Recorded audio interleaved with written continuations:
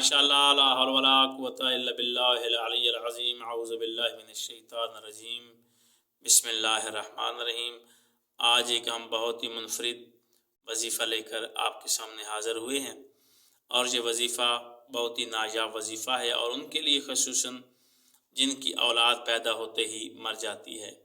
आपने ये वजीफ़ा 41 दिन करना है वाजिब नमाज़ों के बाद। अगर आप वाजिब नमाज़ों के बाद नहीं कर सकते तो ख़ुसूसन नमाज फ़जर और नमाज इशा की जो वाजिब नमाज़ें हैं उनके बाद आप इस वजीफ़े को अदा करेंगे 41 दिन।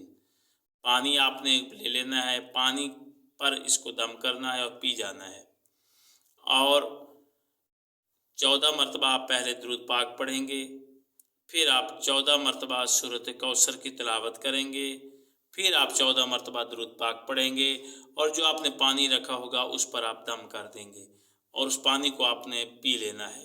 ये अमल आपने 41 रोज़ तक दोहराना है। अगर कोई नागा हो जाता है तो उस नागे को आपने बाद में शुमार कर लेना है। जितने दिन का आपका नागा होगा उतने दिन ही फिर आप इसको अमल को पढ़ेंगे ताकि आपके वो 41 दिन पूरे हो जाएं।